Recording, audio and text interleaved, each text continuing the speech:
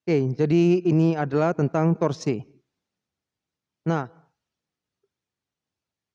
jadi torsi itu berhubungan dengan gerak rotasi suatu benda. Jadi kita bisa lihat di ya gambar ini. Nah, di gambar A itu adalah sebuah gaya. Jadi seperti kalau kita ada kotak ya, sebuah balok atau kotak di depan kita. Nah, kalau kita dorong pas di senternya, pas di tengahnya itu, maka dia akan eh, mendorong kotak itu maju seperti itu ya.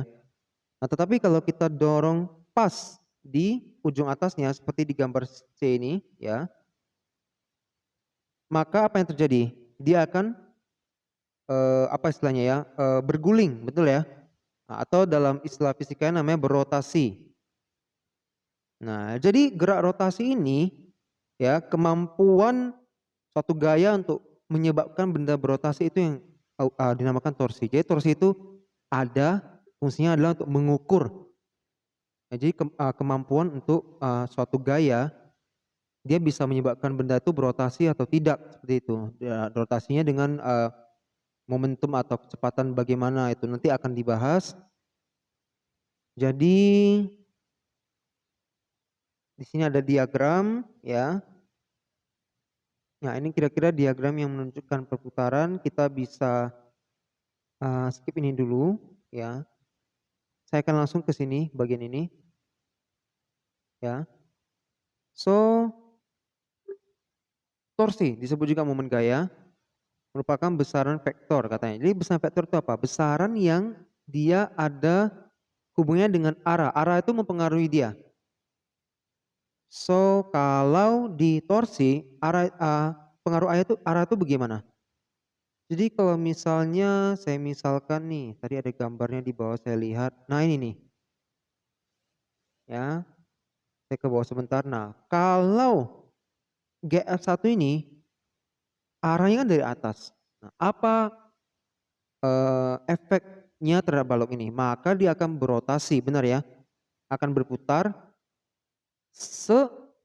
berlawanan arah jarum jam. Bisa dibayangkan? Kalau kita dorong dia ke bawah gini, ini ya, ini panahnya ya. Dorong ke bawah, dia akan ujungnya yang ini, yang L1 ini, nah, ya, ujung ini dia akan putar searah jarum jam. Nah, coba bayangkan kalau titik yang di mana F2 terjadi ini adalah senternya. Bayangkan ini seperti pangkal dari ujung jarum jam, pangkalnya, maka dia akan berotasi berlawanan arah jarum jam. Sedangkan kalau titik yang sebelah kiri ini, kita misalkan dia pusatnya dan F2 ini datang dari bawah, nah bagaimana? Juga berlawanan arah jarum jam. Bisa dibayangkan? Saya. Nah, tetapi kalau yang datang adalah F2 dari atas ini, sorry dari sini atas ya, maka apa yang terjadi? Sekali lagi ya, kiri ini sebagai pusat ya. Maka F2 yang datang dari atas mendorong ke bawah begini, dia akan menyebabkan baloknya berputar searah jarum jam. Kira-kira seperti itu. Ya, kemudian saya akan balik ke sini lagi. Jadi torsi ada rumusnya. R kali F. Jadi R itu jarak antara gaya dengan em, gayanya ya. Sorry, jarak antara gaya dengan titik pusat. Jadi kalau tadi kita lihat gambar balok tadi, nah ini titik pusat, lihat yang hitam ini adalah gayanya, benar ya, yang di lantai ini ya, searah dengan lantai. Nah, yang dinamakan R itu yang mana? Adalah yang dari titik B ini ke sini, panjangnya berapa? Tinggi setengah balok istilahnya. Kalau di sini kan dia berarti tinggi dari setengah balok ya. Jadi R itu bukan jarak dari titik B ini ke sini, bukan. Bukan juga jarak dari B langsung ke sini. Artinya artinya langsung mereng gini, bukan. Tetapi jaraknya dari sini ke sini. Yaitu apa namanya? Tegak lurus. So R yang diambil tuh harus adalah tegak lurus dari gaya terhadap titik pusat. Kita balik. Nah, oke. Nah di sini ada lambang tegak lurus ya, bisa dilihat. Nah, ini melambangkan bahwa ya R yang diambil haruslah ya tegak lurus antara gaya dengan titik pusat. Nah, bagaimana kalau gayanya itu tidak datang lurus seperti ini? Seperti yang ini, C atau yang B ini, atau bahkan yang A ini. Ini semua datangnya lurus ya. Tapi datangnya dengan arah yang miring seperti ini. Maka tinggal dikali sin theta, yaitu sin sudut theta itu sudut apa? Sudut kemiringannya. Oke. Jadi ini sekilas dulu gambaran akan rumusnya ya, untuk teknis perhitungannya agar lebih mengerti nanti setelah ini. Nah, kemudian R itu ya bisa dilambangkan dengan L juga. Nah, bila ya memang sudah tegak lurus gayanya, datang arah gayanya tadi sudah tegak lurus seperti yang tadi di balok itu, maka R-nya sama dengan L, ya tinggal diganti saja. Tetapi kalau gayanya datang miring seperti ini, maka setelah R-nya dikali dengan sin theta, maka R sin theta-nya baru diganti dengan L. Jadi rumusnya bisa simple, LF saja seperti itu ya. Dan L ini dinamakan lengan torsi. Sini. Nah, oke. Jadi misalkan ini ini kan sumbu X. Nah, sumbu horizontal. Nah, lihat nih gaya datang F-nya itu kan miring ya, ini sudut tetanya. Nah, ini misalkan titik pusatnya. Oke. Nah, F terhadap ini tidak tegak lurus, jelas. Tapi di sini dimunculkan gambar ini L tadi lengan torsi. Yaitu kita buat tanda F ini dipanjangkan ke sini ya. Maka ditarik garislah L yang menunjukkan bahwa dia tegak lurus. Jadi L di sini mewakili R sin theta. Akan dijelaskan lebih detail di pembahasan soal ya, kira-kira itu. Kemudian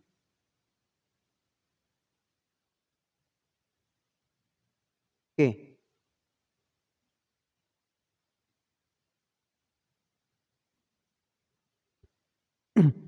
Oke, kalian bisa lihat di rumus di bawah ini. Nah, ini ada namanya lambang yang seperti huruf E tapi terbalik gitu ya. Ini namanya sigma. Ya, harusnya sudah pernah kalian pelajari, tetapi kalau sudah lupa, nah, kita bisa review kembali di sini. Ini adalah sigma yang artinya penjumlahan. Kalian mungkin pernah pelajari di ketika SMP kelas 9 penggunaan sigma ini yaitu ketika mencari resultan. Jadi kalau dulu ada lebih dari satu gaya, kita bisa cari namanya resultan gaya. Nah, kalau gayanya sudah begitu banyak, maka resultannya juga akan banyak. Nah, kemudian dicari total dari resultan itu, itulah kita gunakan simbol sigma ini dan diikuti simbol R, sigma R. Atau kelihatannya seperti jadi ER gitu ya. Oh, ini sebenarnya bukan E terbalik ya, udah benar ya seperti E. Angka 3 terbalik lebih tepatnya ya. Oke. Jadi sekali lagi sigma artinya total. Jadi total torsi. Nah, torsi 1 kurang torsi 2. Nah, apa ini maksudnya? Jadi kalau misalnya di sebuah benda ada lebih dari satu gaya yang bekerja. Tadi kita tahu gaya dikali R atau simbol lainnya tadi L akan sama dengan torsi. Yang lambangnya seperti huruf T ini ya. Nah, lambang ini dibacanya tau.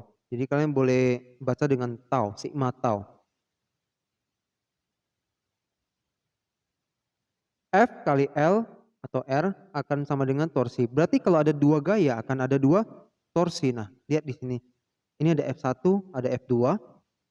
Maka muncullah torsi 1, torsi 2 seperti itu. Nah, efeknya seperti apa? Biar lebih paham langsung ke contoh soal saja. Nah, ini ada jungkat-jungkit ya, ini ada tumpuannya. Inilah yang kita namakan tadi senternya atau pusatnya yang terus saya bilang tadi, center pusat. Adalah seperti tumpunya ya, acuan dia berputar. Porosnya. Nah, kemudian ada 2 anak berdiri di kiri dan kanan. Nah, ayo kita bedah dulu satu-satu. Kita fokus ke anak yang sebelah kiri dulu. Bagaimana kalau dijungkat-jungkit yang balance seperti ini, hanya ada 1 anak berdiri di sebelah kiri, yaitu anak ini. Anak ini dianggap tidak ada dulu ya. Hanya ada anak ini. Begitu dia melangkahkan kaki di atas jungkat-jungkit, maka jungkat-jungkitnya akan, yang sebelah sini akan turun, yang di sebelah sini akan naik, benar ya? Maka akan menyebabkan namanya rotasi, perputaran berlawanan arah jarum jam, betul ya? Nah, maka dikatakan anak ini ya telah menyebabkan torsi pada jungkat-jungkit ini.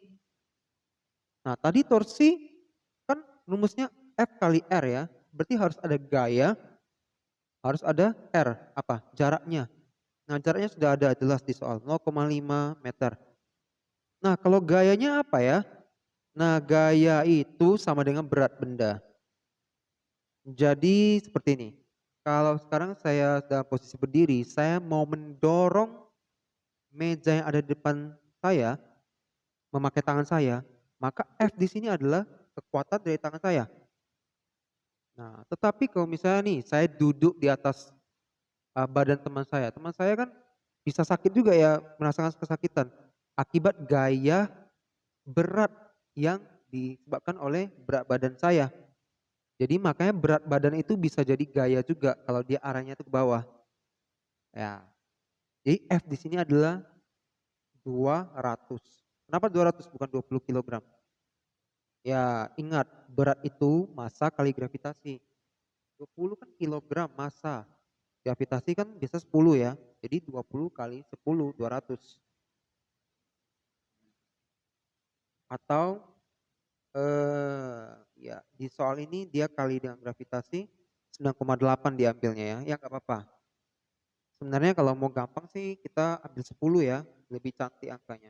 Oke, jadi untuk anak sebelah kiri ini, inilah dia perhitungannya. Lihat ini tadi massa kali gravitasi, sorry, ini. Ini adalah untuk menghitung apa tadi? Berat badannya, berarti jadi F. Kali dengan R, jaraknya 0,5 meter. F kali R, maka jadilah torsi. Torsinya dia sekali anak ini 98. Oke, selesai. Sekarang anak yang sebelah kanan. Kalau tidak ada anak yang sebelah kiri, anak ini menyebabkan gimana? Papan jungkat-jungkitnya turun di sini, berarti akan berputar searah jarum jam, benar ya? Nah, torsinya berapa? Tentu saja berat dia, yaitu 15 kali 9,8. Ini kita bisa lihat, sorry, di sini 9,8. Kemudian dikali 1 meter sebagai R-nya. Ya, dapatlah begini. Nah, sekarang setelah selesai menghitung torsi masing-masing, terakhir adalah sigma torsi tadi, sigma tau, yaitu total dari kedua torsi ini, torsi anak pertama yang sebelah kiri dan torsi anak kedua sebelah kiri. Nah, pertanyaannya kenapa dikurang ya? Kenapa nggak ditambahkan total ya? Nah, jadi total dari torsi nggak selalu ditambah. Kadang bisa ditambah, kadang bisa dikurang. Tergantung apa? Tergantung apakah mereka torsi yang mereka sebabkan, rotasi yang mereka sebabkan itu saling mendukung atau saling berlawanan. Nah, yang kiri tadi menyebabkan dia jungkat-jungkitnya turun di sebelah kiri. Sedangkan yang anak sebelah kanan menyebabkan turun di sebelah kanan. Saling melawan, artinya berarti dikurang karena mereka saling melawan. Artinya torsi mereka ya adalah saling meniadakan. 147 dan 98 saling meniadakan, maka tinggallah 49 selisihnya. Dan yang menang adalah si 147. 147 tadi siapa? Yang 15 kilogram. Berarti yang anak ini. Oke. Artinya yang terjadi di sini setelah mereka berdiri sama-sama di atas, yang jungkat-jungkit sebelah kanan akan turun. Nah, itu hasil akhirnya. Dia akan menang. Nah, muncul lagi pertanyaan di sini. Kenapa anak yang sebelah kanan bisa menang? Padahal dia lebih ringan badannya. Jawabannya satu, karena R-nya lebih besar, pengali dari berat badannya lebih besar, maka torsinya jadi lebih besar tadi kan, 147 kan, dibandingkan yang ini hanya 98. Nah, dari sini kita bisa simpulkan bahwa bila ya kita ingin berkompetisi dengan orang lain ya di sebuah jungkat-jungkit, kita tahu berat badannya lebih berat, apa yang kita harus lakukan agar kita bisa menang, kita bisa yang duduknya itu langsung turun jungkat-jungkitnya. Maka kita harus duduk sejauh mungkin agar R-nya sebesar mungkin, agar torsi kita menang dari torsi dia. Nah, kira-kira seperti itu faktanya. Ya, kemudian pembahasan kita selesai sampai di sini. Berikutnya adalah tentang membahas pusat massa. Kita akan bertemu lagi di pembahasan selanjutnya.